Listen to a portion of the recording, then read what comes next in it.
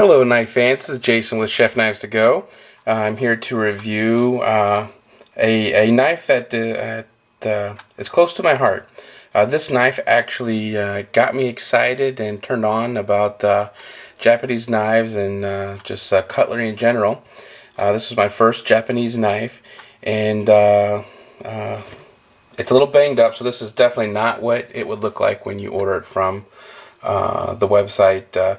This knife has been with me through a lot, and I've probably used it just about every day for about a year now, and for anywhere from 4-hour shifts to 12-hour shifts, and it has definitely taken its beat. And I learned to sharpen on this knife. As you can see, I have definitely scraped the tar out of it.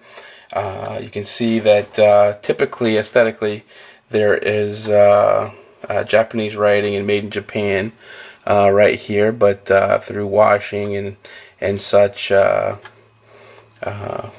it's starting to come off. This part, the Mac Mighty, which you can see is still on there, but what we're looking at today, we're looking at the Mac Professional Series Mighty 9.5 inches Gyuto, and let's go over some of the specs from it on MacKnives.com. Let's see, do they give a weight on it? Yes, they say 7.8 ounces. So let's see what I get. I get 7.6. So close enough. Let's look at, they say 9.5 inches from the blade. And I get actually probably about 9 inches, a little over 9.5 inches. So a little better than what they say. The blade thickness. First of all, let's take a look at the height. I did not do the height. The height is almost a perfect julienne, 2 inches, which gives very good clearance. I'm able to have full knuckle clearance with the full belly on there. You can see right here that it has a great shape. I mean, it's able to, you don't get horseshoes when, we like to call them horseshoes when you're cutting onions, and you get that little U shape. For blade thickness, let's see what we got. Tear this baby out. We'll take the heel. At the heel, we are at 2.5 and an inch from the tip, 1.01. So your traditionally thin Mac knives. Talk a little bit about the handle. The handle, which I believe almost all Mac knives are made out of Pakkawood. You can see the full tang. This knife has been with me for over a year and has definitely had its share of uses. And you can see right here, let's see if I can get you a good, the tang is not protruding at all. This Pakkawood has been able to withstand some heavy use, and all the rivets are still there. They're not coming out at all. I mean, it's a flush feel right here. So what other, the steel is the traditional molybdenum steel, stainless steel. The so it's not going to put on a patina or rust. One thing I don't like about Mac knives in general that you will that they're notorious for is just water spots and things like that that are just incredibly hard to get out. And let's see if you can see a couple of small ones in here. I don't know if the light will give it to you, but up here I have some and they're just really incredibly hard to get out. And the water can be there just for a second, and if you don't get it out in time, it'll just stay there. So let's do some cutting. That way you can see where we are at. I want to give an ode to Sean. I want to try a new. I want to token his his cutting technique on his one video called I like to call it the Fernandez cut. Let's just see if I can do the Fernandez cut. Am I getting there? I was able to get it once. See if I can get it again.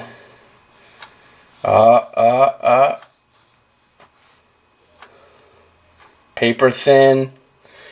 Took a little bit more striations than I would like, but the Fernandez cut was there, so you can see how sharp it is. I mean, we can take a couple carrots, and you can just see.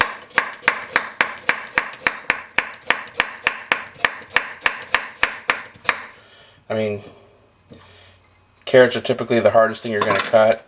It goes through quite easily if you want a Brunoise or Julienne. Does quite well.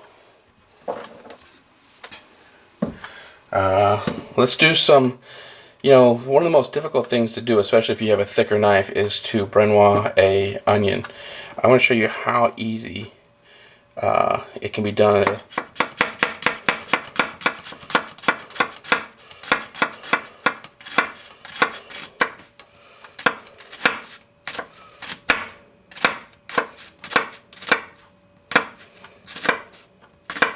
See how thin it is going through, and it's not just tearing that onion up. I always hate the end. Alright.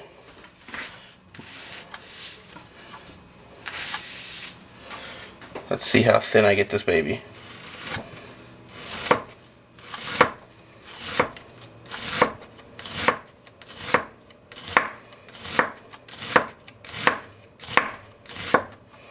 I mean, I wish you could see how incredibly small these are. So, get a little towel. We'll push this off to the side for a moment. Let's take a green onion. One thing I like to do with green onions, if I have a really sharp knife, is extreme bias cuts. And if you're not certain what they are, I'm going to show you. And you have to have a very sharp knife to get extreme bias cuts going. Because if not, you're just going to dent the, you're just going to bruise the vegetable. So these are extreme bias cuts. They come out really well doing put them in salads and things like that. You can't do that with a dull knife. Let's take a shallot, just to give you an idea. Again, how fine this baby goes.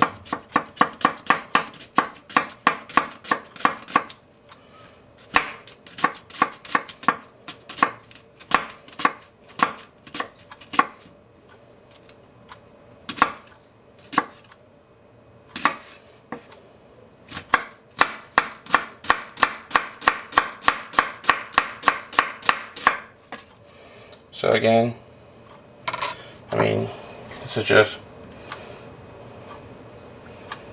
ridiculously fine. What we have here, I mean, I can't really say enough. This knife, I put on a post on the Chef Knives to Go forum on what's your go-to knife. If all you can use is one knife, this is mine.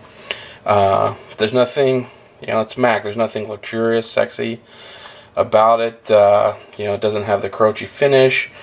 It's not handmade, but it's a workhorse. It keeps a mean edge. It retains it. The Rockwell is about 58 to 60, so it's a little bit on the softer side, but just a couple striations on honing on a ceramic steel, and this baby's back to normal. Sharpens really quickly. I like it. Downfall is definitely it scratches very easily, and water stains. And it's just, just looks like a normal knife from a from afar, but it's a doggone workhorse. So my first Japanese knife, and it has got me going on a crazy knife addiction. So highly recommend it. It's a great all-around knife. Check it out on Chef Knives To Go. Stay sharp.